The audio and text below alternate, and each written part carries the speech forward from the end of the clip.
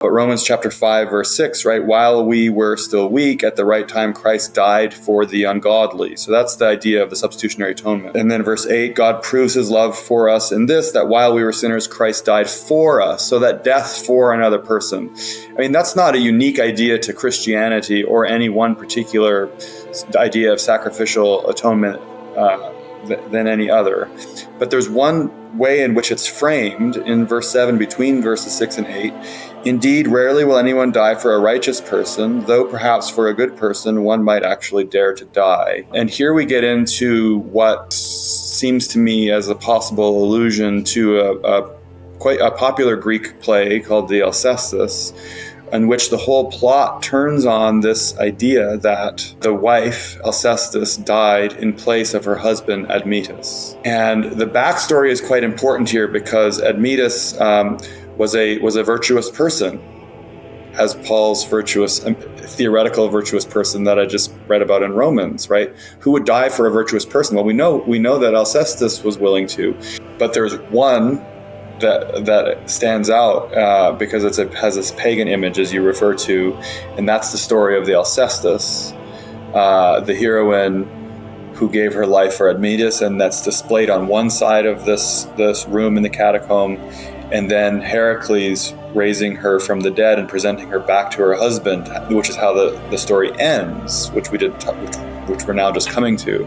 So it has resurrection to life. So it has both. So this one play has both the sort of substitutionary death theme, and it also has as a kind of resurrection. But of course, the most famous one is the story of Lazarus in the Gospel of John. And so it's in a striking kind of coincidence, if it is a coincidence, these two neighboring rooms in this catacomb have a depiction of Lazarus being raised in one and of Alcestis being raised in the other, one by Jesus, one by Heracles.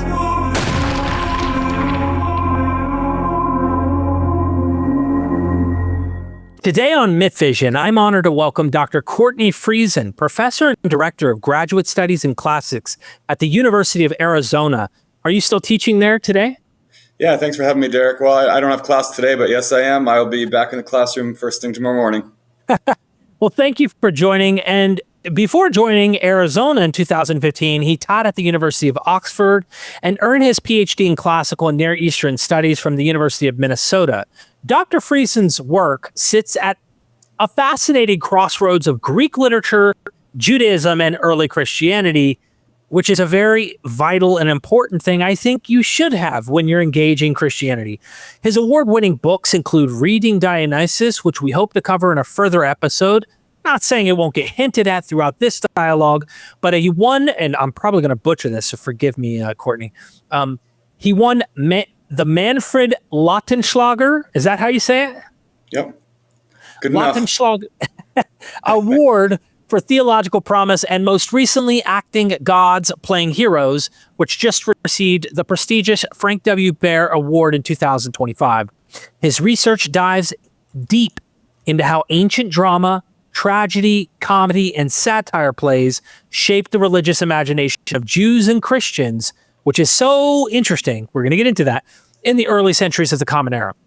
He's not only a world-class scholar, but also a teacher of classical Greek, New Testament, and Greco-Roman religion, helping us see how myth, theater, and scripture all intertwine. Thank you for joining me for the first time ever on MythVision. Thank you for having me, Derek. Happy to be here. Thank you so much. We're going to be diving into your book, Acting Gods, today. Specifically, I'd like to share the screen and show everybody what the book looks like on Amazon. The link will be in the description. Go get you a copy. I understand the hardcover might be a little too expensive. Just get you a paperback or a Kindle. Show this scholar some love. And if you don't know yet, you're like, well, first I want to see, what does he got to say if this is worth reading? Just take my word for it, okay? Take my word for it. I promise you don't want to miss it. It's an excellent book, absolutely worth reading. So why did you write this book? Yeah, well, thanks a lot for the plug. That's not exactly why I came on your podcast, but hey, we'll take what we can get. Yeah, so the book is in some sense a follow-up on my earlier book that you mentioned moments ago. So we'll save that perhaps for a future conversation. But my first book was took up the one particular tragedy which I started working on in my doctoral dissertation, the Bacchae of Euripides.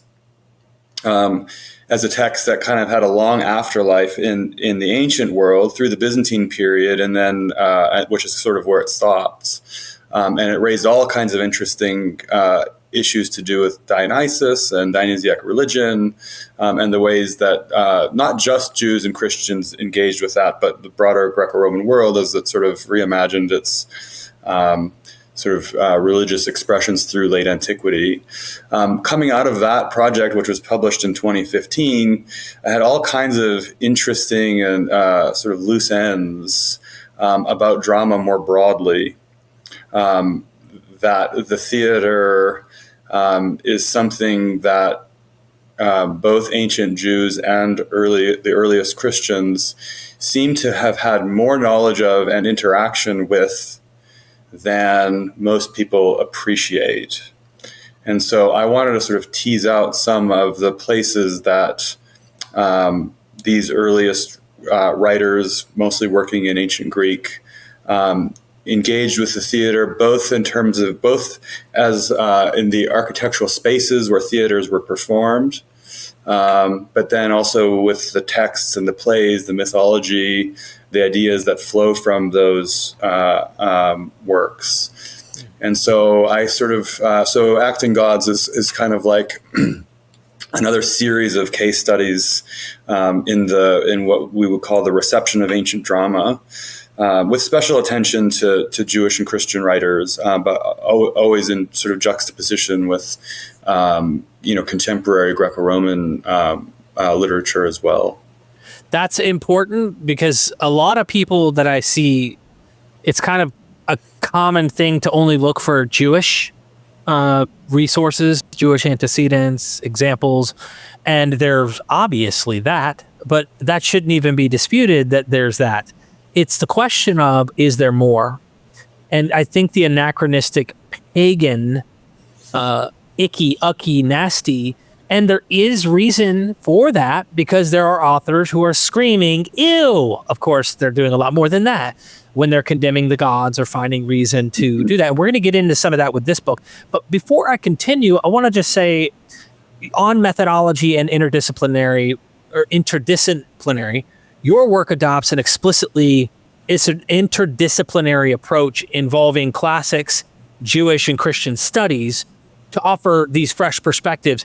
Could you detail how integrating these separate avenues of scholarship specifically allowed you to reevaluate the influence of theatrical drama on ancient Judaism and Christianity, like you were saying, particularly concerning how religious texts, ideologies, and practices were formulated under the influence of drama, as noted in your book? Yeah, that's a good question. So, I think as you sort of point out to, I think allude to rightly, we have these kinds of disciplinary divides, silos, and there's sort of some good and some not good historical reasons for why these have developed. I'm sure you and your listeners are sort of well aware. The Bible is the subject to be studied in religious institutions and seminaries, Bible colleges, and that's of course all fine and good. And classics is something that's studied in classics departments, and so that poses some immediate challenges for historical analysis. Because the training that people get in these different institutions is focused on the concerns that their particular institution brings and the needs of the students, and not to denigrate those in any way, other than to say that it does sort of close the door on certain kinds of insight. So if you go to a seminary to study the Bible, you will learn Koine Greek and you won't learn Attic Greek, for instance. And so I've been very privileged, in the institutions that I've been a part of, where I did my doctoral work, and the institution where I now teach, where there's an institutional integration between religious studies and classics. And I think that's fundamental to the kind of work that has always interested me, since I started my PhD studies. Not to brag, but do you feel like there's an advantage that you do carry because of that? And that's not to say, I'm not trying to play this I'm better game, but there's a blind spot is the best way I'd like to describe it. Yeah, well, so I'm trying to avoid that. I won't say that one way of studying a text is better than another. I will say what interests me most about these texts are the ways in which they engage with, sort of classical Greco-Roman materials. But every scholar of the ancient world is going to bring their own sort of disciplinary perspective, and there are ways in which I have blind spots as well. So I don't, it's just a different kind of entry point into the material. But I think to the extent that we can work in interdisciplinary ways across these various fields, I think it's really useful. And I have great colleagues who I learn a lot of things from, who teach at theological institutions and seminaries, and they work very, very hard to be fully informed about the Greco-Roman world as well. So I don't, it's just a matter of what people are really interested in, and the questions of Christian dogmatics are oftentimes what drive exegesis, and that's the thing that I try to stay away from in my own work. I leave that to other people who have interests and specialties there. Yeah. Okay. Your book is technically saying, if I'm correct on this, is that plays, well-known satire, well-known writings, literature, but also like theater plays, influenced Jews and Christians in their thinking. And I know that chapter 2 gets into this Athens versus Jerusalem kind of thing. And you actually cover some of the archaeology about latrines, and they had discovered right there at the Temple Mount, they discovered what looks to be a remnant of some type of theater that was being built. And it makes me think, especially when I read even the New Testament material, there's a sense in which you have this almost, especially in the Gospel of John, it just feels like the wilderness, like the Maenads go out in the wilderness, and the hub of religious thought is Jerusalem is for Euripides, it's not Athens, so to speak. It's what's the Pentheus is located in Thebes, correct? Yeah. Thebes. So it feels kind of like that setting where they're making Jerusalem seem to be the central hub where the knuckleheads are located in the literature, if that makes any sense. Yeah, maybe just to sort of pick up on that. I mean, Jerusalem, as you mentioned, I think it was in 2017, and this is a kind of vignette that my book opens up with, the announcement of a discovery of a small, what appears to be incomplete, sort of small theater. We might call it an Odeon. So not like a full grand architectural structure, but some kind of theatrical structure underneath, right adjacent to the temple, sort of presently underneath the ground level. And so that says something about what's going on in Jerusalem. We know from Josephus that there was a theater. So there was a theater at the time of Jesus. But it didn't really survive, and this probably isn't the one that this one was most likely constructed after the destruction of the temple in 70. But the absence of theaters in Jerusalem is kind of an interesting thing in and of itself, right? Why did these buildings not survive? And it seems that they were perhaps taken down. And certainly from Josephus's perspective, many of the Jewish population in Jerusalem at that time did not approve or condone this on religious grounds. And yet, we know throughout the Roman Empire at this time period that there were Jewish participants in theater, actors, performers. Philo of Alexandria tells us that he attended the theater. We have inscriptions from various theaters in the Hellenistic world that show Jewish attendance at plays. Some of that inscription evidence comes from after the first century, but so the material evidence for city spaces around the Roman world sort of supports this suggestion that there were certainly Jewish participants in the theater, and then later we have evidence for Christian through inscriptions, interesting inscriptions from cities like Aphrodisias and elsewhere, where there were like sections or rows that Christians may have occupied and things like that. And that, what would you say a good interpretation of that is that we can draw from that evidence? Does that imply that you can't act like they didn't know this stuff? Is that pretty much the nutshell? I think that's one thing. So the Jewish author that I work most closely with is Philo of Alexandria. So he represents one place and one time and one individual. But he says that he attended the theater and he describes his experience there. And then he also quotes from plays, probably not because he went and heard them and remembered them, but because he was working with some form of a texts that he had access to. And so he presents himself as a theater goer.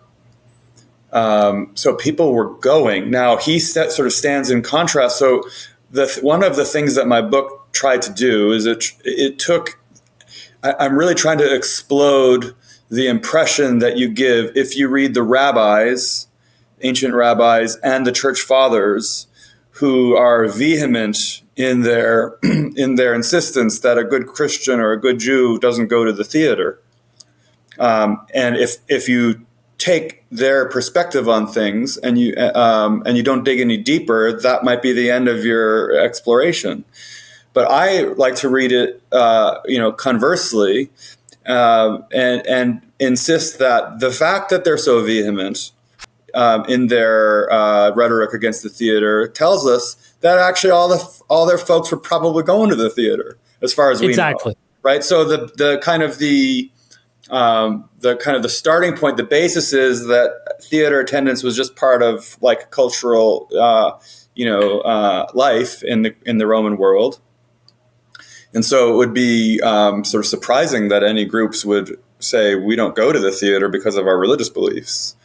It reminds me of Saturnalia. There's a lot of fathers who are like, no good Christian would go and celebrate Saturnalia. It's like, who is? Because clearly they are, if you're having to say this, Yeah, that's right. So, and you get this impression, theater is just one aspect of sort of cultural participation.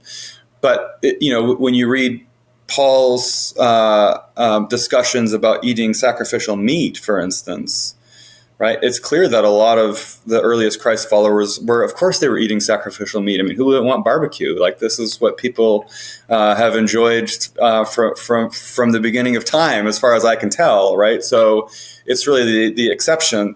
Now, things do become a little bit more problematic because, as you probably know, and I try to bring this out in the book, is that ancient theaters were, of course, cult sites as well. Yeah. So, they had altars installed in the orchestra floor, where the actors would perform. And so, for those Jews and Christians who were very rigorous in not having any participation in Greco-Roman religion, period. That group in Paul's world, the group who would never eat sacrificial meat, for instance, they may very well have avoided the theater because of its associations with paganism. But I think it's helpful for us to always or to not start with the assumption that if you were a good Christian and a good Jew, you wouldn't be associated with any kind of pagan practices. Yeah, that's important. The other thing your book drew out as I was reading was this notion that Plato is already condemning the plays to some degree. He's already setting a tone for kind of like, it makes me think, and correct me if I'm wrong, when he's constantly rebuking Homer as a bad example to teach the children, right? So he doesn't want these immoral tales of Heracles, you name it, Dionysus, carrying on this kind of Homeric tradition. He's like, no. We need moral, ethical plays if you're going to have any, which they clearly didn't have the cleaned up, perfect versions. And he wanted to teach them thinking, hey, the youth is going to be corrupted by these, so we need to actually have them be taught the good stuff. But then you would think, he said it. That's it. That's the gospel. Everyone agrees. No. Now you have a struggle between the philosophers and the different thinkers going all the way to Philo. You mentioned Philo's negotiation with it. Mm-hmm. He thinks that, no, there's a way to actually do it in a righteous, moral way. And like they're finding a way to negotiate with this because it was so powerful in the culture that there seemed to be somehow you either allergic to it, negotiate with it, or for it. And you can't ignore it, it feels like to me. Well, it's interesting, right? Because Plato, as you point out, I mean, quite famously in the Republic, he takes major issue with all mythological poetry, Homer, but tragedy. He has a special problem with tragedy, sort of the most popular stage genre of the time. Although, of course, it's not the only one. But it's the gods acting badly.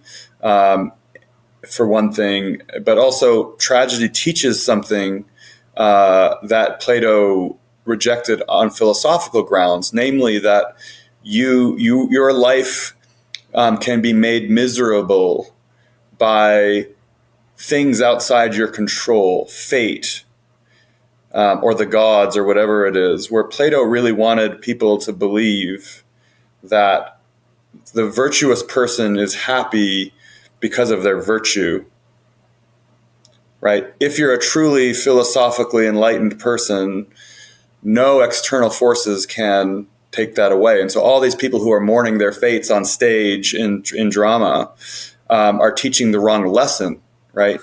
So just to say, I don't think Plato's view of the theater was very influential on Greek culture in general. I mean, I think people kept going to the plays, of course, and even his most famous student Aristotle took a very different view on this. But sort of oddly, maybe unsurprisingly, it's the Christians who adopted his rigorous stance. So the church fathers, right?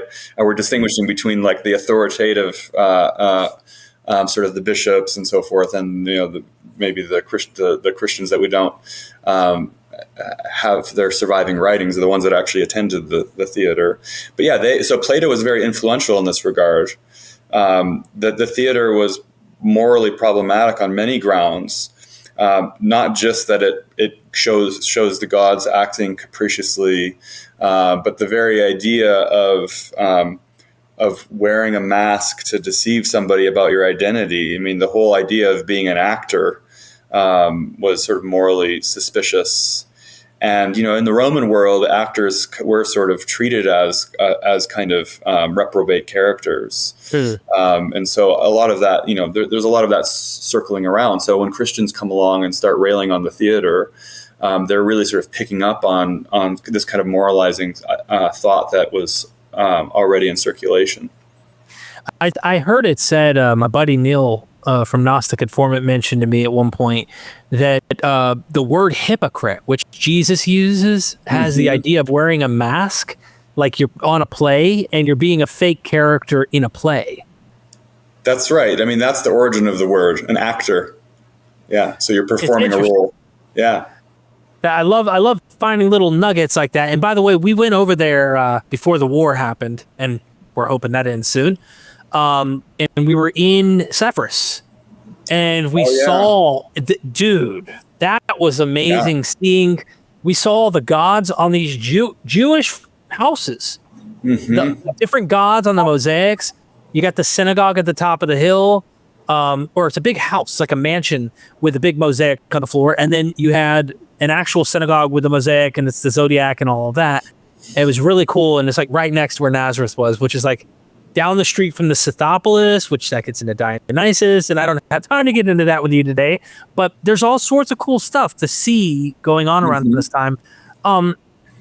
Moving to the next, if you don't mind, you dedicate a chapter to the deployment of atheistic fragments like Sisyphus and Bellerophon by skeptics and apologists, Sextus Empiricus and Pseudo-Justin. These authors often ignore the dramatic context where the speaker's villains were punished, which arguably undercuts their claims. Why was the practice of treating these dramatic lines as authoritative, detached philosophical statements so common among otherwise sophisticated ancient readers? Well, that's a good question. I mean, I guess maybe they weren't all sophisticated, but I think, well, okay. So there's a long tradition of what we would think of as, excerpting sort of purple passages from famous literature. And they, in fact, there were in circulation sort of collections of, famous lines, famous passages, famous excerpts, which you could get your hands on. Right. I mean, if you think about the way that ancient texts worked, you were not likely to sort of have access to a whole library of all of the plays of Euripides, for instance. But there were some famous speeches that you would want to have. And these were used for a variety of reasons. It might be that they were used in education. So, somebody, a student, a youth might memorize a famous speech of a famous character, perform it, or so there's any number of reasons why passages could sort of circle independently. And a lot of them, the fragments that survive for us, are of that nature. Now, the two chapters in the book that you refer to are sort of to my mind, a quite stunning example of this, because there was an interesting Jewish collection of Greek poetic excerpts that were deemed to sort of support their religious theology. So, and some of these were compiled by like intelligent, sophisticated literary Jewish folks, often around Alexandria, which was a big hub of learning. And then these could, you could use these for apologetic purposes, right? See, even your earliest Greeks were portraying the reality of one God and not many, for instance. Or there's a whole collection about sort of Sabbath day type things that you can find in collections. And some of them are forged, some of them are not always genuine, but oftentimes they are. Interesting. And then the two excerpts, well, the most famous one that's maybe worth mentioning here is the Sisyphus fragment. And Sisyphus is sort of a known kind of in popular culture as somebody who was sort of punished eternally by the gods. And he was a character of one particular play, sometimes attributed to Euripides. And what's interesting here is that he's the villain, and the part that survives is the bit where he's basically calling into question the existence of the gods, and so the author, whether it was Euripides or somebody else, had sort of developed a reputation for being an atheist. But when you read if we had the whole play, we would learn, as we know from the story, that the guy who made these claims, Sisyphus, is in fact punished by the very gods whose existence he denies. Right. So, it's very complicated to make a claim about whether or not the author of this play could have been an atheist, because he put these views in the lips of the villain. On the other hand, Euripides has a lot of kind of suspiciously subversive ideas that come up that his characters assert. So, I'm always very hesitant to attribute beliefs or to an ancient author, especially in such a complicated text like a fragmentary play. Yeah. But when those fall into the hands of either an ancient Jewish or Christian apologist, then they serve like this extra purpose, right? And the And so in some of these texts where you have an author trying to use the Greeks' own texts against their polytheistic religion, these were like kind of a treasure trove, right? You can sort of go through and find in their own texts self-contradictions or claims that the gods were just human inventions and other things of that nature. That's so funny. It's like, I could see someone picking out that sentence or that section just to say, look, he was against the gods. Clearly the gods aren't real, and agreeing with the atheist in that, but not to their conclusions, because technically they're monotheist and they're trying to get, the polytheism, they're going at it. It just makes me really want to dive into like, well, what are there really some real atheistic texts that are out there that you think are pretty, or at least you're more confident are atheistic? Because we have modern people who are probably atheists who do movies in Hollywood, for example, but they play that, like, you wouldn't be able to watch the movie and be able to determine that. They might even end a movie where the gods are real or magic is real or whatever, Right. Well, that's right. The Hollywood producer is going to, well, cynically, I'm going to say he's going to produce whatever sells, whatever makes a buck. Right. So, that's probably the same kind of cynicism that we need to approach our ancient sources with. So, ancient mythology is, of course, presumes a belief in the gods, doesn't it? I mean, the gods are our characters and they're acting in the ways they do. But that, we can't necessarily assume that the people who stage these plays actually, had a certain belief system because of what they put on stage. I think that's a really important distinction to make. We don't want to be too simplistic. So were there actual atheists? And I mean, this is another question, and it's quite complicated. And indeed, you need to speak to Tim Whitmarsh about this, because he's got a whole book on ancient atheism that I think is really good. And he talks about some of these same fragments that I've mentioned. I'm somewhat dependent on some of his readings of them.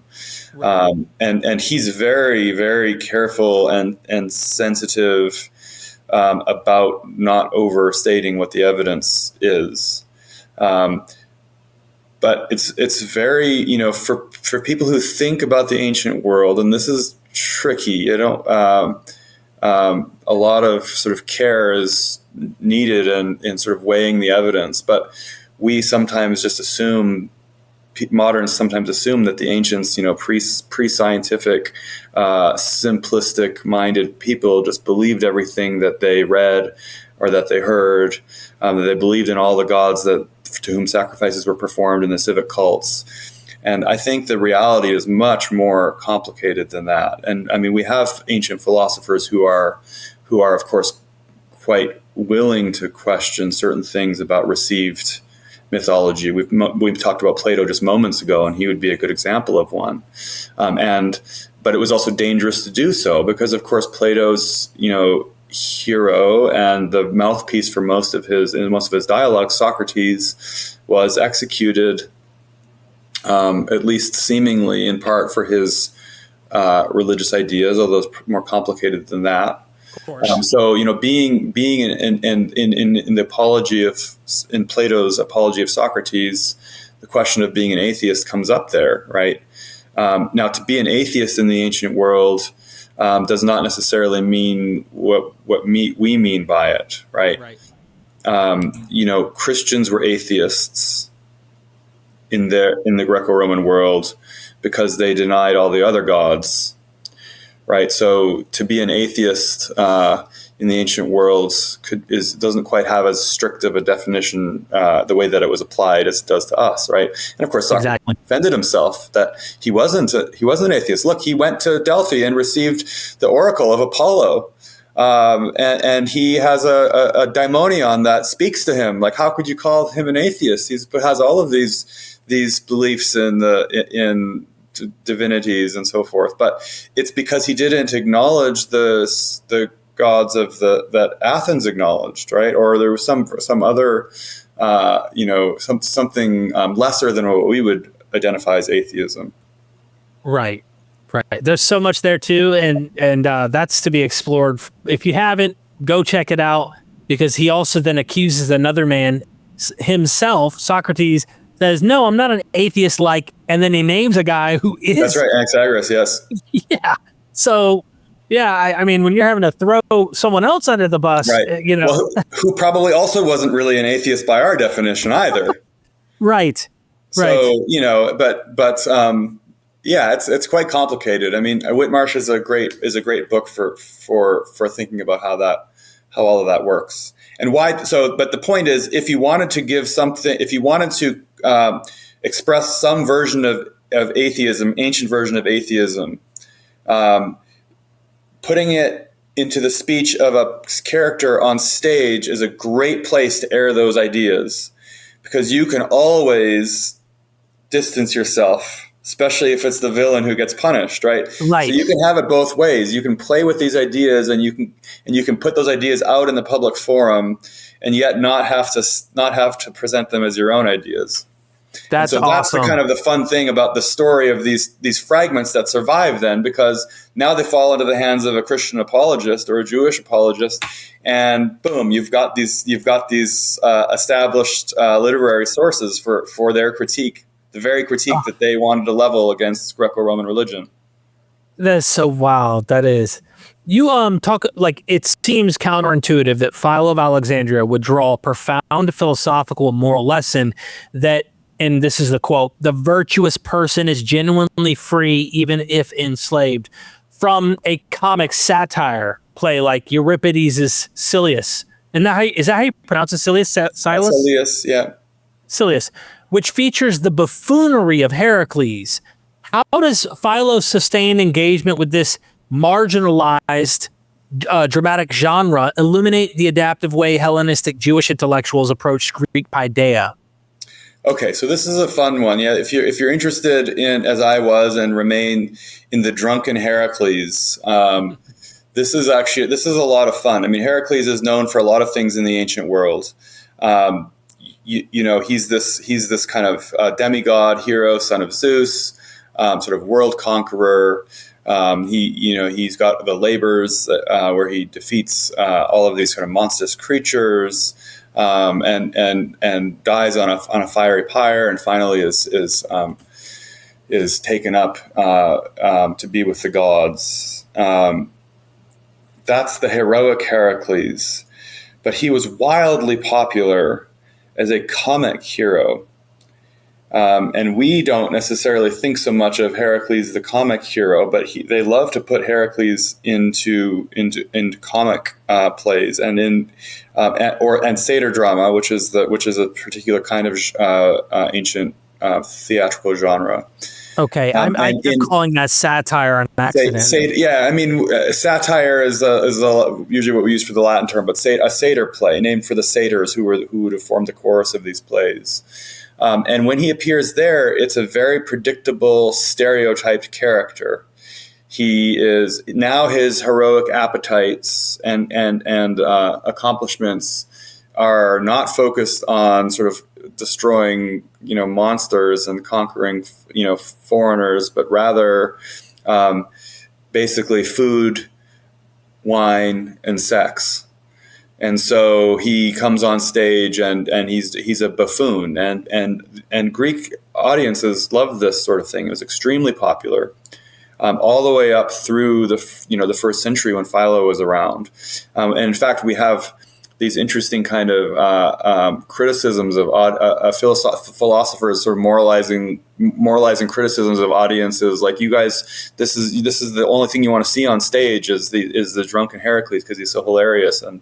And so in one of these satyr plays, he with Hermes devise a trick to get back at this nasty tyrant, Silius. And so Heracles is disguised as a slave and purchased in an auction by this nasty tyrant.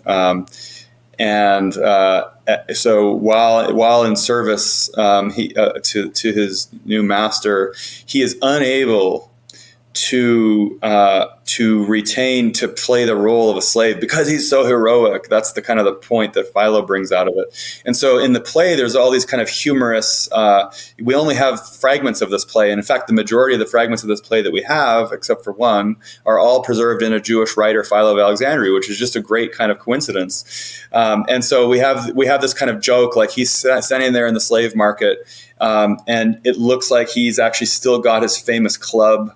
Like he couldn't even, so you just imagine this is like slapstick sort of humor, right? And then when he's purchased, of course, at some point he breaks in, he sort of plunders his master's wine stores and sacrifices one of his bulls to eat, and that's sort of when the conflict arises. And so Philo has this entire philosophical treatise that's filled with examples of people whose virtue establishes that they are truly free.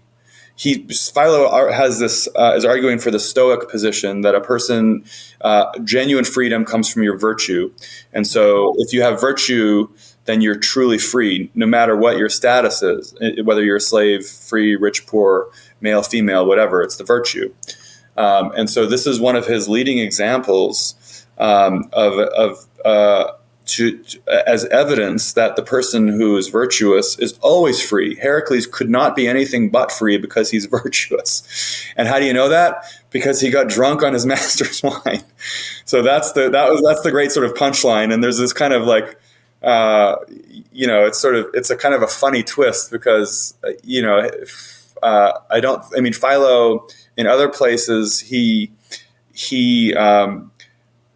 celebrates sobriety as a virtue as well. In another famous treatise of his on the contemplative life, he discusses this Jewish sect of folks who were devoted to kind of studying the Torah and philosophical inquiry, and they wouldn't ever engage in inebriation, and that's sort of part of their religious virtue. So it's sort of a curious twist here that one of his main kind of Greco-Roman examples demonstrates his virtue by being drunk. I mean, it's just sort of a funny twist. Yeah, that whole thing with Heracles and Philo,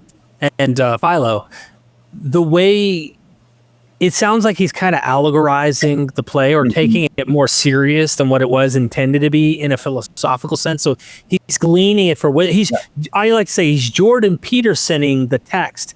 If you know anything about Jordan Peterson, he can find a text. I've been doing a lot of little reaction videos to this. A text could be about like the genocide in Joshua, and he could find a way to have it a positive, flowerful meaning out of it. And it's like, dude, so I'm being funny, but so Philo of Alexandria does this with the buffoonery of Heracles, but then you get the Christians who use that buffoonery as a weapon against Cynics, Stoics, of course, non-Christian people. And I just thought maybe you can comment on that, because it's like, what the heck is going on here? Yeah. So, okay. So this particular instance of Philo of Alexandria, I focused a chapter on it because to my mind, it is something of an outlier. Certainly the Christian church fathers, I think particularly about somebody like Clement of Alexandria or Origen of Alexandria in their apologetic works, where they are trying to prove to their readers that paganism is bad business. It's bad because it teaches you bad morals, and the gods and heroes have bad morals, same as what Plato was suggesting centuries earlier. And so they could point to any number of examples of the heroes and the gods of the Greeks and Romans who had horrible behavior. They were pedophiles, they were drunks, they had bad tempers. You list it, and of course Heracles gives us a lot of material to work from here, particularly the comic stuff, because there he's just he is a prolific drinker and sort of prolific lover and all of those other kind of things. So this particular text of Philo, this one treatise of his, sort of stands out because it's willing to find it's willing to give a positive spin on what was not, Jews and Christians weren't the only ones who didn't think drunkenness was morally upright. Broadly speaking, this was kind of not proper behavior, which is why it was humorous. Yeah, that's what made it humorous. And I kind of think it's a little bit of I think Philo's sort of having some ironic fun with the whole thing, right? This is your example of good behavior, so we'll start with that. Yeah, I think that's brilliant. So there's a polarization of Heracles, and he's weaponized against some. But then there's this interesting, catacombs, that the Via Latina catacomb visual art, side-by-side depiction of Heracles. So before we get to that, I'd like to actually ask about substitutionary death and Pauline theology, because I think this is fascinating. There's a wonderful book I read. Robin Walsh, she's in Miami. Her, I believe, Dr. Fodder on Paul specifically wrote the book. Yes. And he talks about the language that Paul uses is so philosophical, Greek, all of this. It has paideia, all sorts of interesting things that like Paul's doing in his letters. But your argument suggests that the plot of Alcestis, featuring a substitutionary death for a righteous individual followed by resurrection by a son of God, provides background for early Christian ideas, potentially influencing Paul's articulation of Christ's atonement in Romans 5. How specifically did the language, meaning combining apothnesko or apothnisko, am I saying that correct? Yeah, apothnesko, yeah. Apothnesko and hyper, and the thematic framework of Euripides' play resonate with and shape Paul's theological discourse. So we're kind of like bringing in the gods, the plays, Paul, because Paul uses all this Roman language, the gladiator language. He's using all this stuff all the time. Yeah. Okay. So, without boring your listeners on with sort of the details of the Greek, we want to talk a little bit about so there's an entire chapter devoted to one particular play by Euripides called the Alcestis, and it's an unusual play. But I made an argument in the book that it resonates in a couple of really, really important ways with New Testament ideas. One of which is Paul's notion of the substitutionary atonement, that Christ died on behalf of other people, of sinners. And there's one particular way in which he articulates that. I've pulled my text out here because I don't want to misquote here the bit that we're thinking about, but Romans chapter 5, verse 6, right? While we were still weak, at the right time, Christ died for the ungodly. So that's the idea of the substitutionary atonement. And then verse 8, God proves his love for us in this, that while we were sinners, Christ died for us. So that death for another person. That's not a unique idea to Christianity or any one particular idea of sacrificial atonement than any other. But there's one way in which it's framed in verse 7 between verses 6 and 8. Indeed, rarely will anyone die for a righteous person, though perhaps for a good person one might actually dare to die. And here we get into what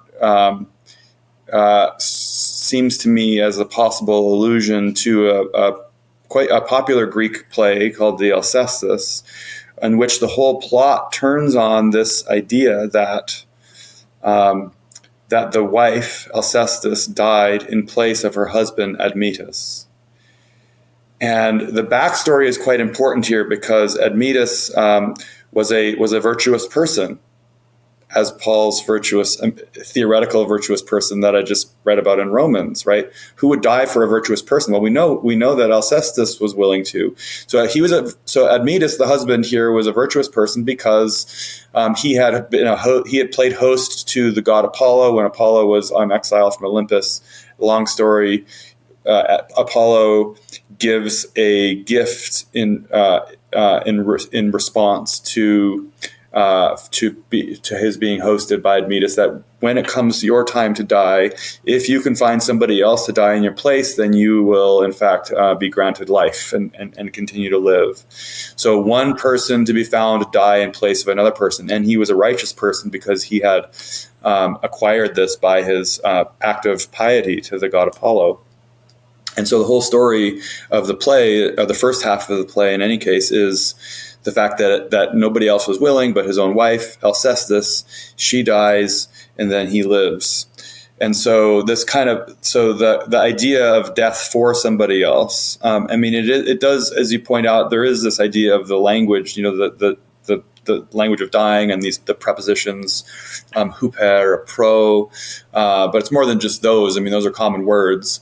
But those kind of signal this ongoing idea that one person dies in the place of another. And so if we're looking for examples to illustrate Paul's notion that somebody might just dare to die for a righteous person, then this is one of them. Yeah, I love that, man. I tell you, for two reasons. I like finding things like that are common, that cross the boundary outside of Jewish and Christian sources, because so many people are in denial about that. But number two is it's in the same vein of number one, and that is you cannot say, oh, this is a strictly only Jewish thing.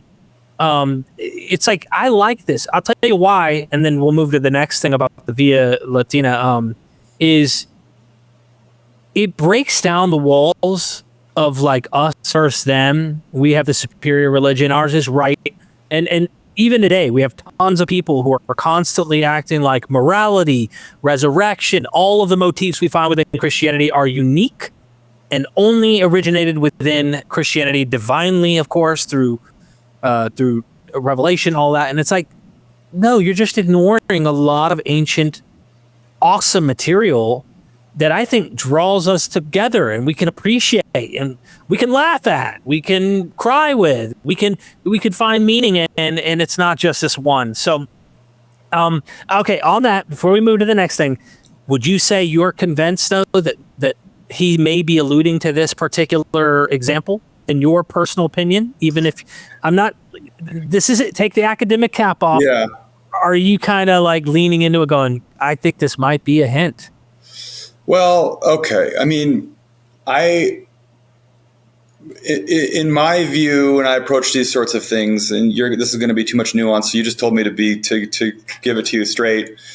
I mean, I'm always very hesitant to claim I know what an author was up to. Of course. Unless he or she tells us, and even then we don't necessarily know. Right. So I'm a little hesitant. So when you find allusions to a classical source, this is just this is a broader idea about my methodology.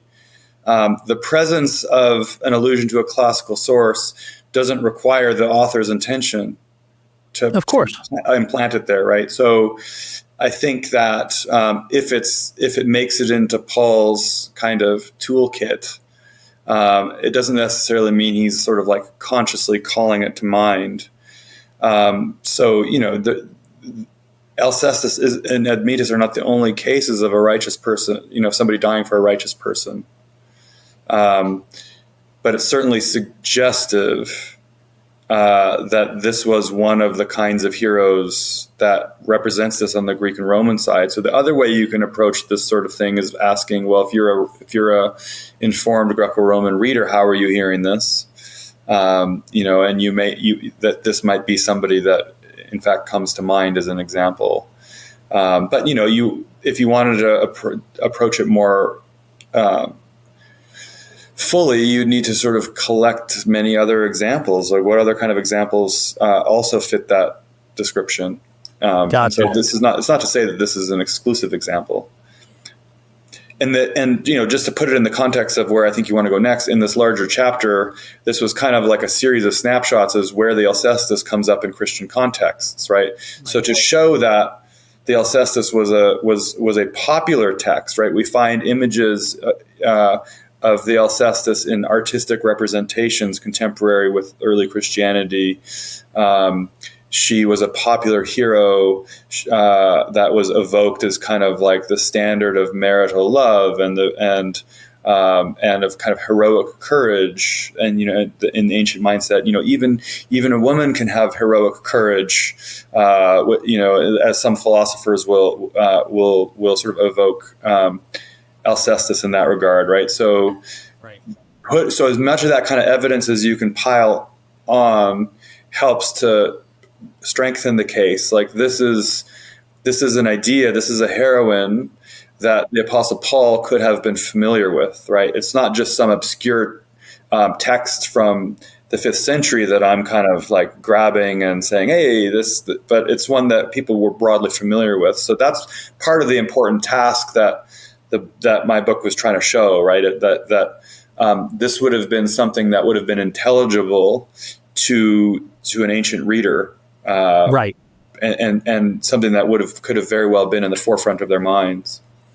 Especially if he is writing to a Gentile church. I mean, clearly that could that could add a layer.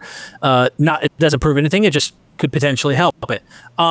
So getting to the art, right? The Via Latina catacomb, the side-by-side depiction of Heracles rescuing Alcestis and Jesus raising Lazarus in that catacomb. That's a striking example of visual reception. What does this deliberate juxtaposition tell us about how some 4th century Christian communities understood the relationship between the heroic figures like Heracles, Alcestis, and resurrection narratives in their spiritual and classical traditions? Yeah, good question. So just to kind of give some context, the catacomb of the Via Latina, roughly 4th century burial and seemingly exclusively of Christians, because all of the rooms throughout portray biblical heroes and images, the kinds of things that Christians would have wanted to sort of decorate the burial sites of their loved ones. But there's one that stands out because it has this pagan image, as you refer to, and that's the story of the Alcestis, the heroine who gave her life for Admetus, and that's displayed on one side of this room in the catacomb, and then Heracles raising her from the dead and presenting her back to her husband, which is how the story ends, which we're now just coming to. So it has resurrection to life. So it has both. So this one play has both the sort of substitutionary death theme, and it also has as a kind of resurrection. Not like the Christian resurrection, the general resurrection at the end of the age, but the resurrection of an individual after they've died. And so the place, and of course in biblical literature, there are several individuals who are raised to both in the Hebrew Bible, Old Testament, and then as well a few by Jesus. But of course the most famous one is the story of Lazarus in the Gospel of John. And so it's in a striking kind of coincidence, if it is a coincidence.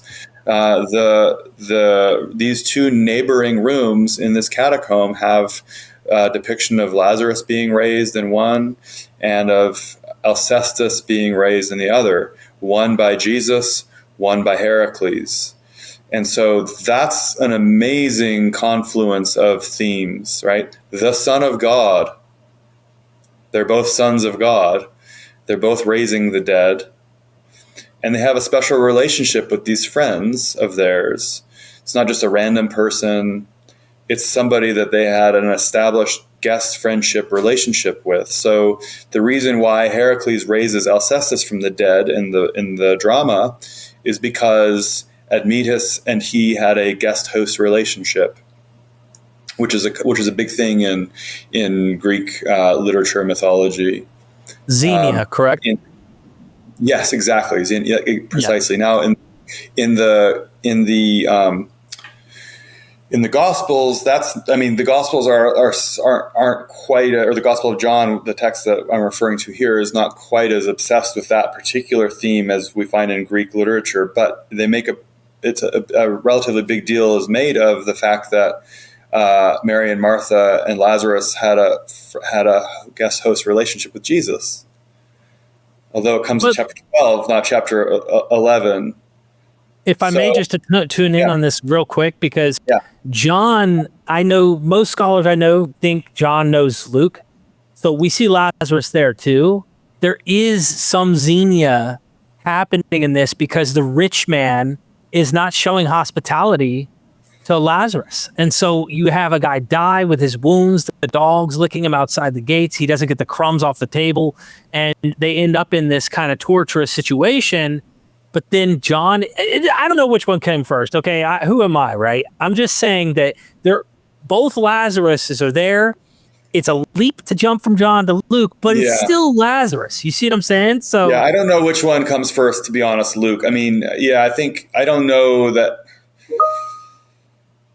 Yeah, I guess some. Yeah, I mean, John. Okay, I think increasingly it's the becoming the consensus that John knows the synoptics. I don't know about Luke because I think Luke's pretty late, but that as it may, it's not irrelevant. I mean, there's some tradition about this character Lazarus. So I mean, that's a valid point, and I didn't really consider that at all in my book. So thank you for pointing that out. I mean, it'd be worth thinking about the relationship of. So I'll cite you the next time I decide to work on that particular topic. Okay.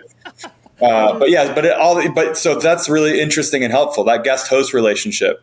So these two stories, I mean, we don't know what was going on in the minds of the artists who painted those catacombs, or the family members who commissioned that, or however those things came about.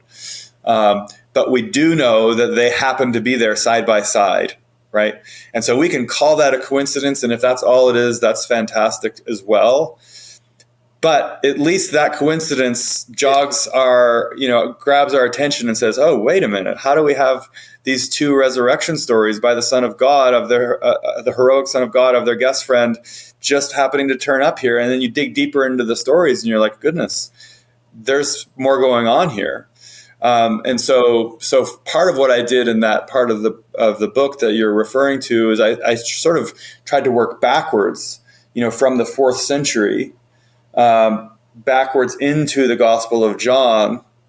So it's very difficult to establish direct literary dependence or borrowing or imitation.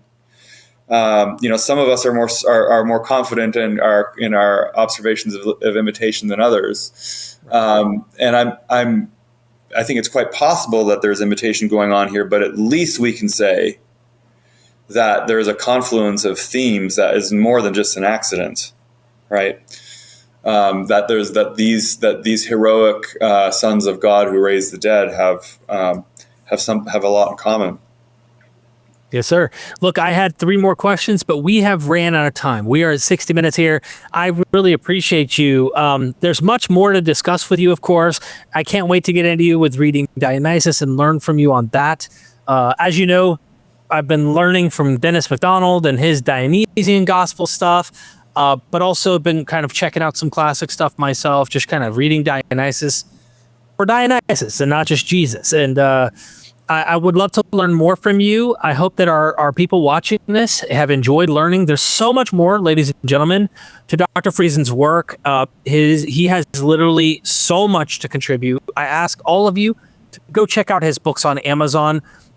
When you're looking up acting, making sure you get the title here, Acting Gods, then your name on Amazon is different under Reading Dionysus. It's the same name, it's just missing your middle initials. So trying to find Reading Dionysus is more difficult. I will provide both links in the description so that anyone who wants to find both books, you can get them, but you can't just find it under one name. It's difficult to find. So we'll save you the trouble and do that there. Is there any final words from you? Anything you'd like to say? Bows on top of the box. Well, thank you for that. And maybe I didn't realize there was a problem with Amazon. Maybe that's why the book's not flying off the shelves quite so fast. Yeah, it's if you look it up. In fact, I'll show you right now just so everybody can see. Courtney J.P. Friesen, and when you go here, you'll notice no other books.